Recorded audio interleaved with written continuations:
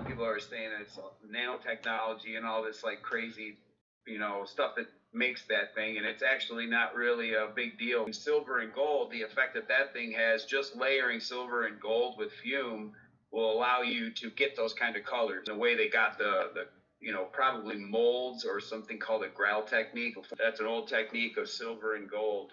It's and the thing called a Grail technique that's painted on there and cut off. You basically use soft glass and have some kind of an abrasive, and it like just basically sands it away. You Okay. layers to layer fume. You take gold and spray it on the glass, roll that in frit and cover that up. Spray gold on or silver on that to cover that up. Depending on what light it hits, it will definitely mask. It looks just like that. They would take soft glass, kind of roughly shape the soft glass, and then they would add the details by actually sanding it down after. Yeah. And this could also be used with the color changing aspect. So if part of the glass didn't have enough or had too much, they could potentially sand it down to remove some, or blow some back into it and adjust it as they're making it. Yeah, it's layered. Basically, what you do is you make like a slug. Very interesting.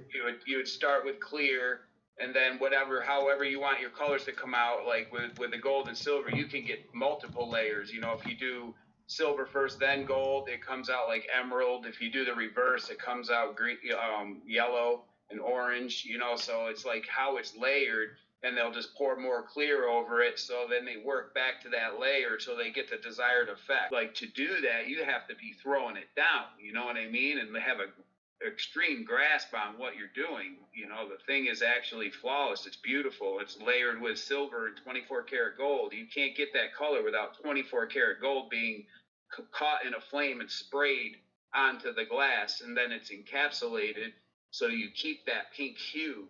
And then they do the same thing with the silver, encapsulate it, and then they have to work that glass back. Some of that might have been drawn on, some of it could have been Grail. Until I hold it, it's hard to tell. But judging from what I see, either way, they're master glass blowers. I mean, because it's next level, even for today's standards. That's what makes it so unique. It's like even people that are throwing it down in the glass industry look at something like that and they're like, yeah, that's sick. You see this all the time, but you have archaeologists building their narrative around this glass with their expertise, which is not in glass blowing. And from what you just shared, it's very obvious they have no idea what they're talking about, because the story that they put forward is essentially that this piece was accidental. They didn't understand the micronization of gold and silver. They didn't understand the ratios. They didn't understand any of that. And part of the reason why is also something you touched on, which is that we don't see this progression of glass working up to this, right? You just kind of find this piece in isolation, which to me isn't too surprising because it's 2,500-year-old glass. Glass breaks, Yeah. But yeah, their claim is, this person who's obviously a master craftsman, regardless of the color changing aspects, you look at the workmanship that goes into the details of this, and it's, like you said, it's flawless, and so to disrespect that and go, yeah, they didn't know what they were doing, this was an accident, this idiot just accidentally mixed in gold and silver at the exact right ratios, it's crazy. Well, because that's another thing he was telling me earlier, right, dude? With the amount of nickel in the silver, it changes the color. Yeah, the amount of nickel and impurities in the metal itself, the colors we have in the glass world now, you can I buy 24 karat gold wire in 6-inch pieces and take little pieces off and spray. I do this technique. I'm almost famous for it. It's one of the things I'm really good at in the glass. Can you break that down a little bit? So you are literally just putting the wire into a blowtorch and that is projecting it onto the glass, or what's the technique? What I do is you take a tiny piece, and I mean the head of a ballpoint pen, and I'd stick that on a copper pad, and then take a rod of glass and heat it up, and then pick it up.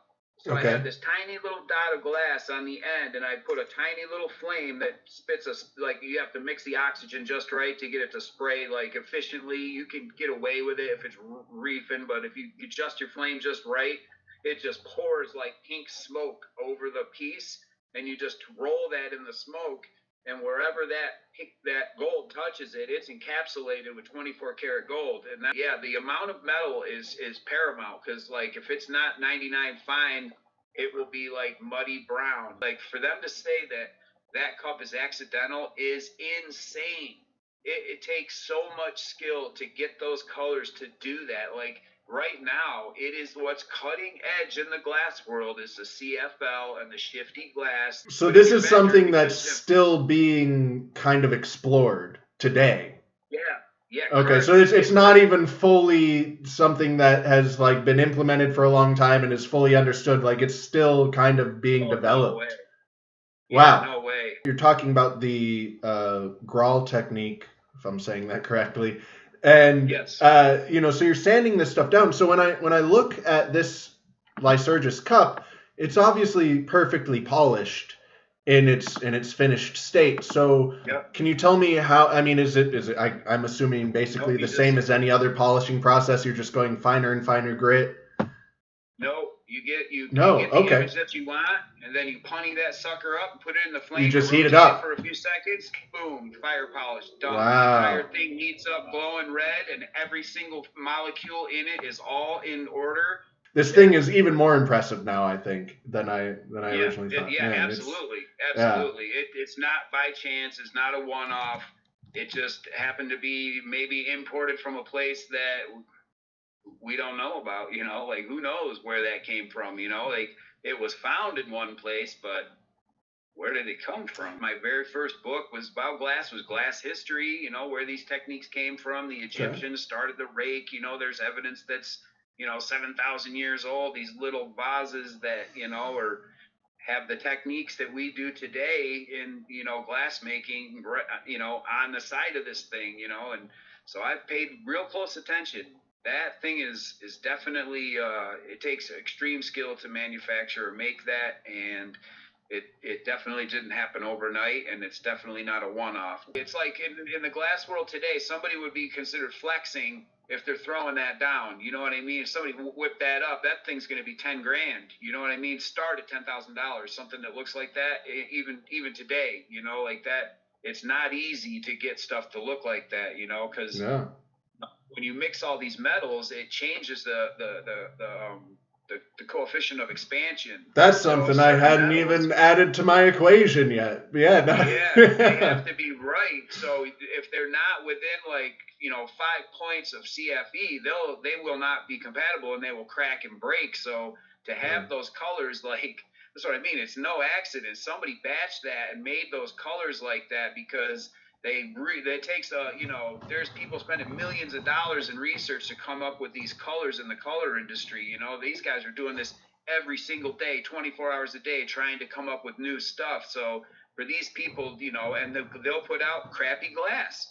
It's got seeds in it, bubbles in it, because this metal didn't agree with this metal, and it looks cool, but if you heat it up, it cracks, and there's all this stuff that can happen. So yeah, that thing is it's definitely frustrating for me to read the Google, what they say about it, because it's so I'm just oh. This is welcome to my world. This is that's the entire world I live in, is just frustration in every single thing I read. I'm right with you. It was when you were talking about the archaeologist and the laws and stuff. It's it's a shame. It's literally tyranny what they're trying to do. Why why bother?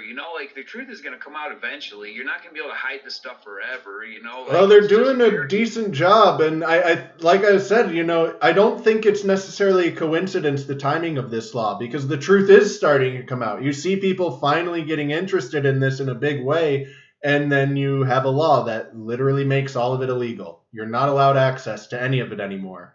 I don't think that's a coincidence.